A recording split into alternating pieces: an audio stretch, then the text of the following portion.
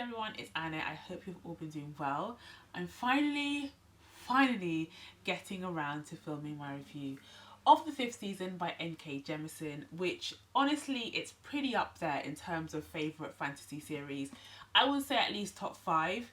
I have so many feelings about this book and it's been very difficult for me to order my words, but I feel like I'm ready to talk. So the fifth season is one of those books that I know divides people quite a fair bit. It's one of those stories where I feel like you either really like it or you really hate it.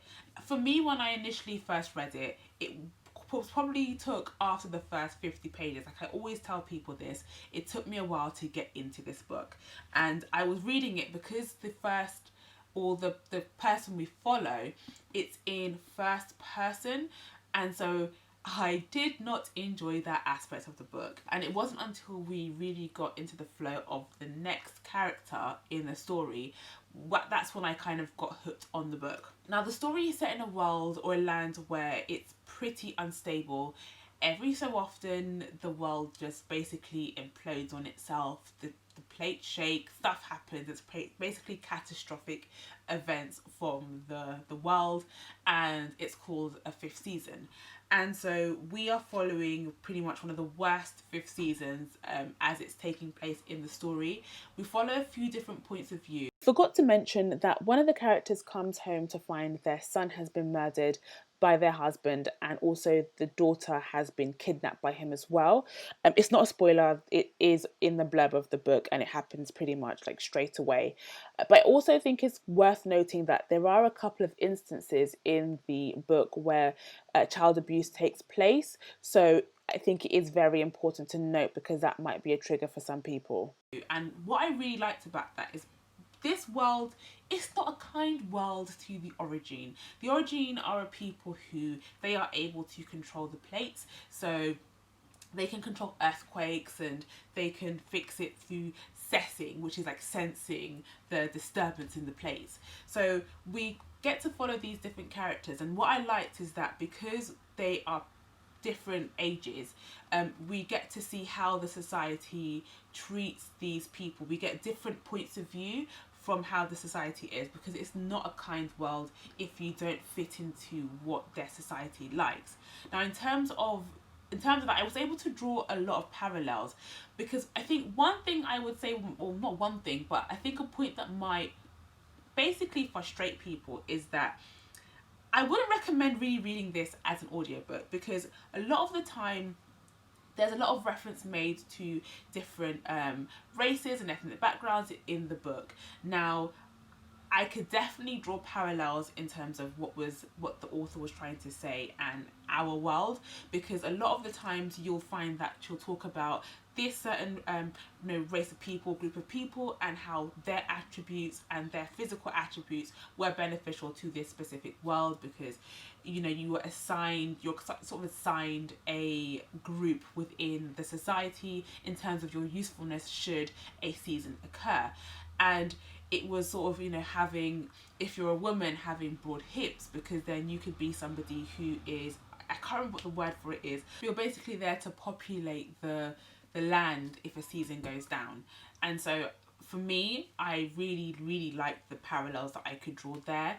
But also, it wasn't until I really grasped what those differences between the people were, or the different races that she was talking about, that I got a better grasp of the book. And I think if you're not someone if you don't pay attention to that, it can become a bit confusing, because there are different names and different ways of describing people and their physical attributes and whatever race that they might be a part of. That's why I said it's beneficial to physically read the book, because there is a glossary at the back that is definitely a big help.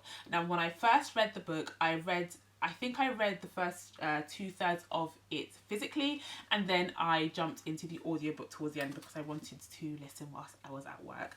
And so I really enjoyed the audiobook. I can't see someone enjoying it if you don't start off, if you read it all the way through that way, because I think if you don't pay attention, it can be really confusing. It's easy to get confused in this book, I think, because Jemisin does a lot of weaving, and a lot of information is held back. there's still information that's held back by the time you get to the end of the book, but she drops a lot enough for you to want to keep reading and to want to continue on with the next story. And certain things are revealed in the book that keep you wanting more. Now, you might not enjoy that if that's not for you. For me, that's definitely something that kept me going and kept me wanting to read, and is the reason why I have like all the books in the series on my shelf and also her whole backlist. So let's talk about the world building. Because we do follow a few different points of view, we are able to get those different views of the world. And for me personally, I was really able to build a very big and complete picture of the mechanics of this society and how they work to keep people down. But at the crux of the story, I think that's a big part of the mystery as well. It's finding out why it is that the Origins are so looked down upon. And there's also this discussion drawn about, you know, you hear a lot about history is written by the winners, and there's a lot of the history of the Origin people that is kept back. And I think that's pretty much the overarching story and mystery within the book. It's you know, how are these people the way they are? Why are they the way they are? And through certain characters in the book, we kind of get droplets of why we should start to question the information that is presented to us in the book. To me, it feels like a world that is really well thought out and actualized, and I don't really feel like I have any negatives about the world building at all, and it's probably one of my favourite parts of the story, just because of how rich it feels, how much of a history there is. Between each chapter of the book, you get excerpts of I think it's the Stone Law, so you get told about what happened in past seasons and what the seasons were called. So you also, it's almost like this like history of the various seasons, and it just really helps to add colour to what is already a very bright world. Like, she did so brilliantly. Now, whilst I say this is a fantasy world, it's very much so rooted in sci-fi as well. More specifically, geology based sci-fi, because the Origin people are able to control the plates and mountains and rocks and boulders. They're very like elemental, so I think earthbenders, that's how I kind of imagine it, without all of the moves to go along with it, because they can simply think and they do. So that's how I see the magic within that, and I really enjoyed that, because I think geology, it's not really something that you hear too much about, especially in terms of fantasy. I could be wrong. I maybe need to read more fantasy or like sci-fi, but geology based sci-fi or fantasy books aren't something that I know very much about. And if you're not into sci-fi, and if you were perhaps not expecting it to have such heavy reliance upon that, then you know, it might not be something that you would enjoy. I think you do kind of get hints of that, considering that you have characters named like Cyanide, and you have like certain cities and things named after rocks and geology and stuff like that. So it's very much ingrained within the story. But I really enjoy that aspect, and I think it's something that added to the flavour of the book. So I'm not mad at that aspect, but yeah, just to let you know, it's got very much heavy sci-fi elements to it. Just touching back on the magic system of the world as well, we're so very used to people having a magical ability and them having some sort of limitation in some shape or another. I found it interesting that Jemisin chose to subvert the limitation, because essentially Origins are actually very dangerous.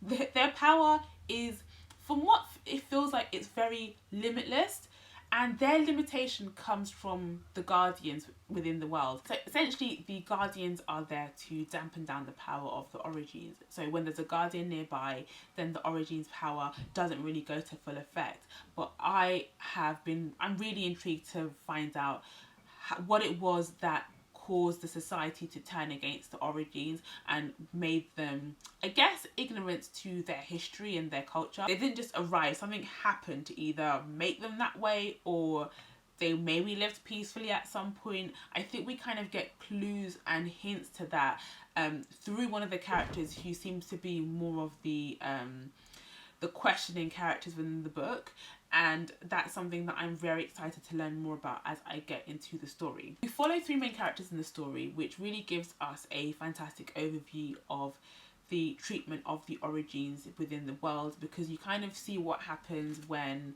their power manifests, and how children are treated once people realise that they do hold this ability, how their family turns on them, and how it sets in motion them becoming basically forced labour. And then you also see how it is when they go to, if they're fulcrum trained, which is basically the training school to hone in the power of the Origin. And then you kind of see an older point of view and how an Origin can kind of live their life, or how they're trying to live their life within the society. Now usually I'm kind of hit and miss on split perspectives. I think sometimes certain stories really need them and sometimes they don't, and I think in this case it was definitely something that I welcomed within the story, because you're not getting the same old story from different points of view. You're kind of getting it from different eyes, so to speak, because a child is going to have a different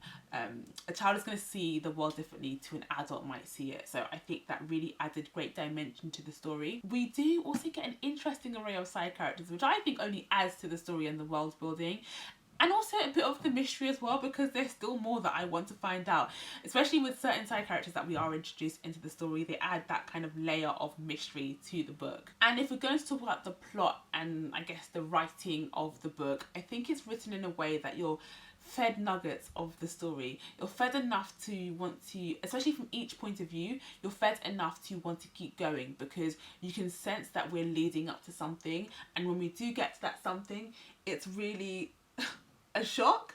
But it's the kind of story whereby, because she did so much weaving and so much tangling, that when you get to the end of the book, I had to read it again. I just don't feel like the fifth season is a story that you can read once and then be done with it. Like, you have to read it and go back with new eyes, because this, I read it, I want to say June, and when I reread the story, I definitely got so much more, because you start to obviously notice the little nuggets that she was dropping here and there, and I think it really adds to it, because by the time I finished on my second round of reading the book, I ended up loving it even more. In conclusion, I would say that the fifth season is a very well-rounded, well-actualized book, and it's a world that I would say is verging on grimdark.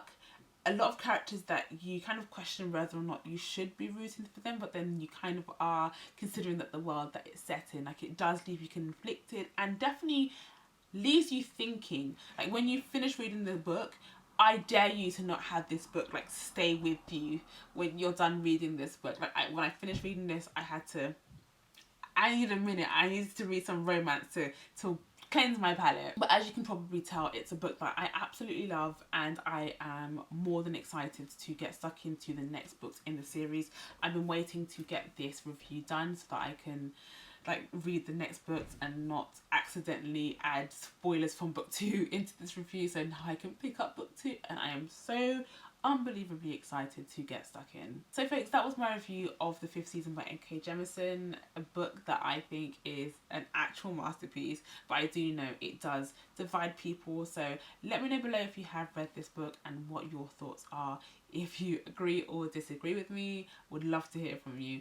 And if you enjoyed that video, then please feel free to give the like button some love. If you would like to see more from myself, you are more than welcome to subscribe for more videos, and I will see you all in my next video. Bye.